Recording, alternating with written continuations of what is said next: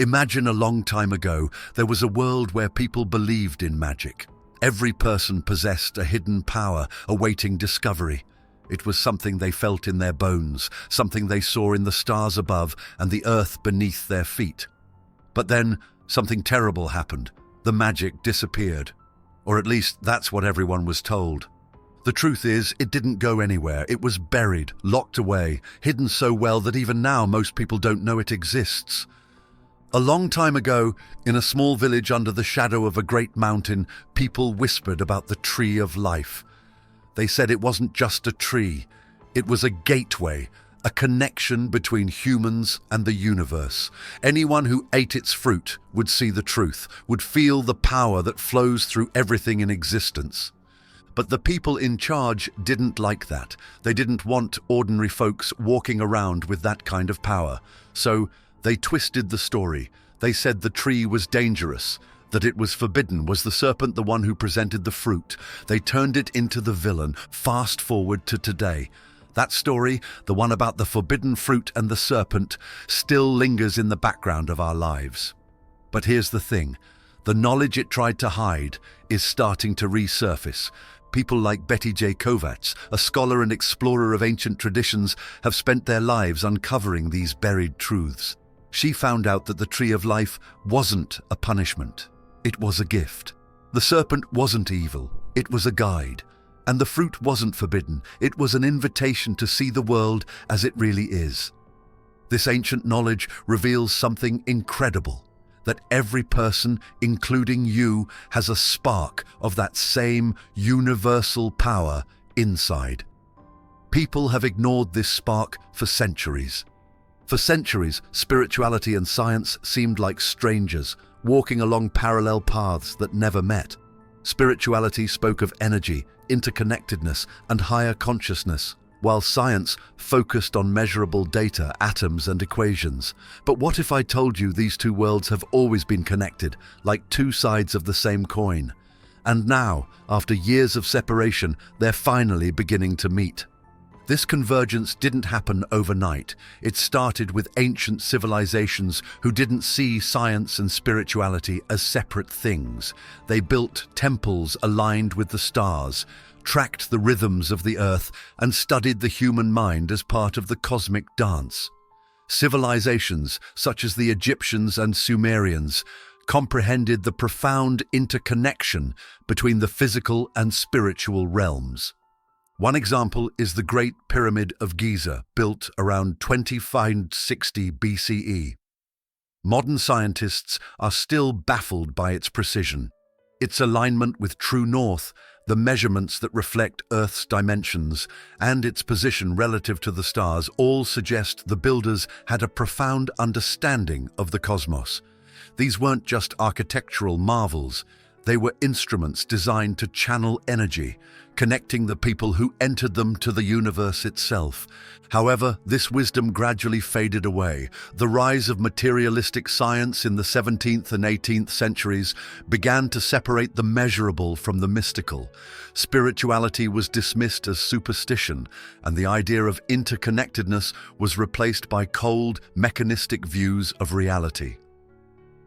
Isaac Newton's laws, for instance, described a clockwork universe, a place where everything operated predictably, without room for the unseen or the spiritual. Remember to join our community by subscribing to this channel. Fast forward to the 20th century, when quantum physics began to challenge this rigid view. Suddenly, scientists like Max Planck and Albert Einstein discovered that the universe wasn't as straightforward as we thought.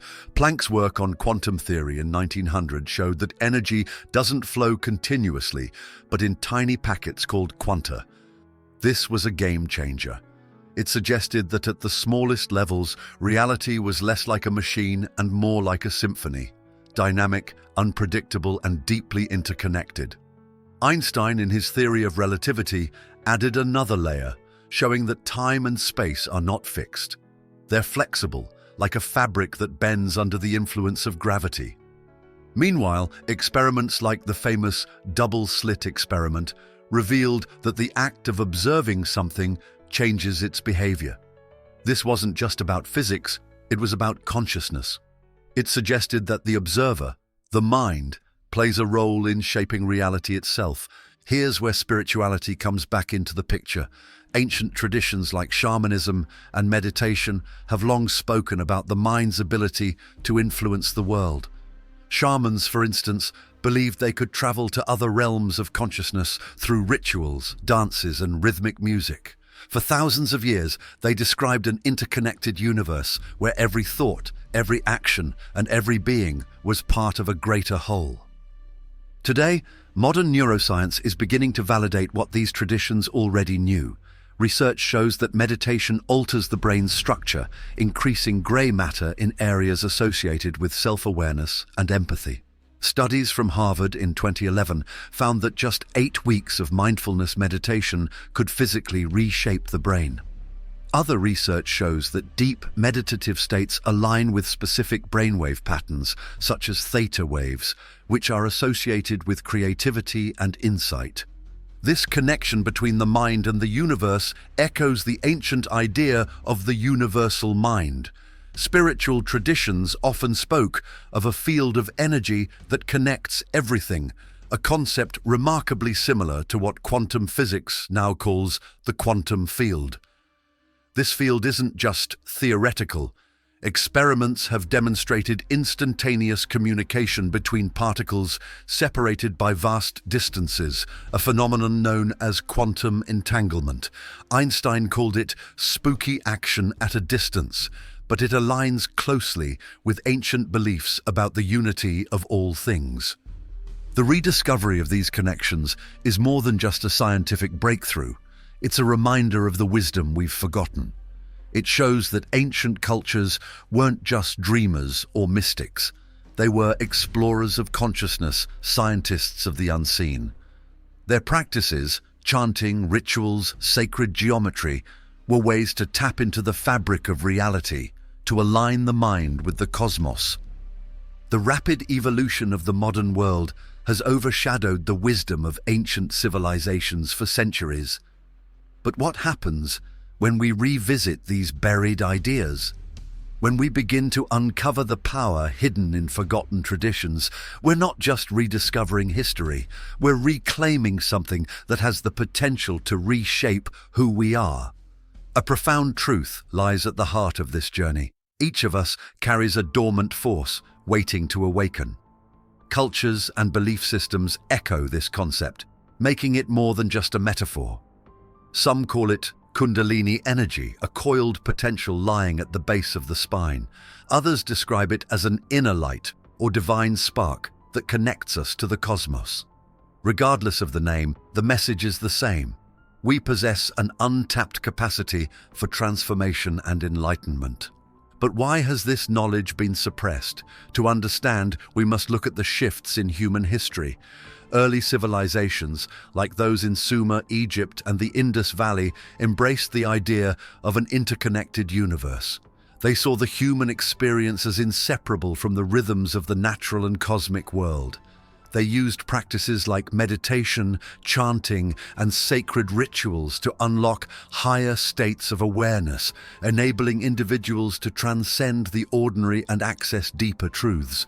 However, as centralized power structures emerged, the focus shifted. Rulers, religious authorities, and empires sought to control knowledge.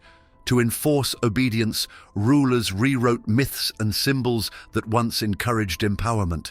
For instance, people often interpret the biblical story of Adam and Eve as a tale of punishment and exile.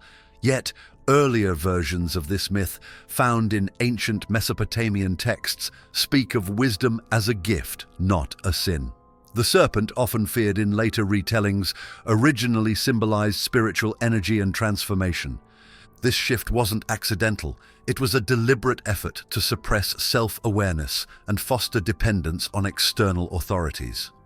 By disconnecting people from their inner power, systems of control flourished, and humanity's potential for spiritual awakening was largely forgotten.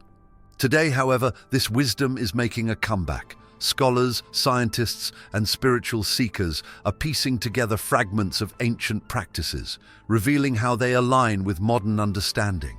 Shamanic traditions, for example, offer a roadmap to empowerment through altered states of consciousness. Ancient shamans believed that the physical world was only a thin veil over a vast, interconnected reality. By entering trances, through rhythmic movement, drumming, or sacred plants, they could transcend ordinary perception and gain insights into the mysteries of life. Modern science is beginning to validate these practices. Studies on brain activity during deep meditation or trance states show significant changes in neural pathways. Research has found that these states activate the prefrontal cortex, responsible for decision-making and awareness, and suppress the default mode network, associated with self-criticism and ego. This creates a sense of clarity, connection, and inner peace, an experience long described by mystics and shamans. But rediscovery isn't just about revisiting rituals, it's about understanding their deeper purpose. Self-realization, the process of fully understanding one's potential and place in the universe, is the goal of many of these traditions. Ancient texts like the Nag Hammadi scriptures, discovered in 1945, echo this idea. These writings suggest that spiritual growth isn't about worshipping external figures, but about awakening the divine within. Betty J. Kovacs, an expert in comparative literature and symbolic language, has delved deeply into these rediscoveries. She explains how traditions suppressed by patriarchal systems often emphasized the sacred feminine, a perspective that values balance, intuition, and nurturing energy.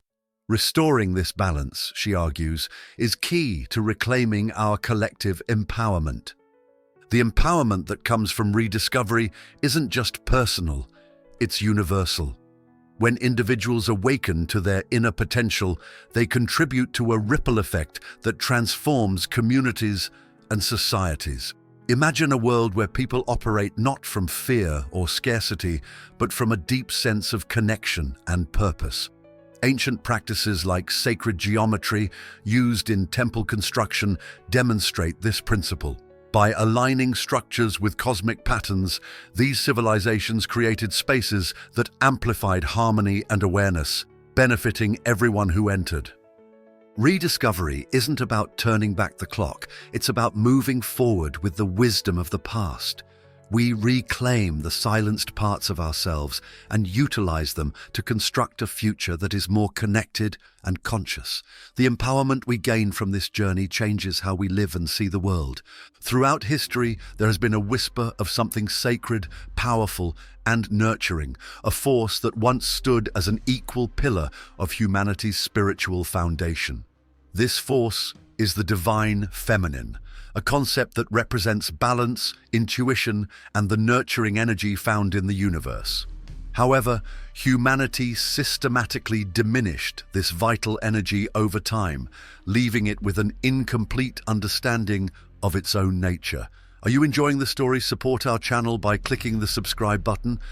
The divine feminine is not about gender, but a universal principle that complements its counterpart, the divine masculine. While the masculine represents logic, structure, and action, the feminine embodies creativity, intuition, and connection. Ancient civilizations revered this balance, seeing it as essential to maintaining harmony within individuals and communities. However, the emergence of patriarchal systems shattered this balance, pushing the feminine into the shadows. To understand how this happened, we need to look at mythology, religious traditions, and cultural practices that shaped humanity's perception of the sacred. For example, in early Sumerian mythology, the goddess Inanna was a powerful figure representing love, fertility, and the transformative cycle of life and death. In ancient Egypt, people worshipped Isis as a symbol of wisdom, motherhood, and healing. These goddesses were not secondary to male deities. They were central to the spiritual framework, symbolizing the interconnectedness of all life. However, as patriarchal societies gained dominance, they either diminished or completely erased these goddesses. They reframed the qualities they represented intuition, emotional depth, and cyclical rhythms as weaknesses. Systems of control and hierarchy replaced the divine feminine's power to nurture and renew. This shift wasn't merely cultural, it altered the way humanity viewed itself and its relationship with the cosmos. The story of Adam and Eve provides one of the clearest examples of this suppression. In its early versions, this myth celebrated wisdom and the quest for knowledge. The serpent, often associated with feminine energy and transformation, symbolized the awakening of consciousness. However, the narrative evolved over time to portray Eve, and consequently the feminine, as the catalyst for disobedience and downfall. This reinterpretation served to justify the subjugation of women and the devaluation of feminine qualities in spiritual and societal realms.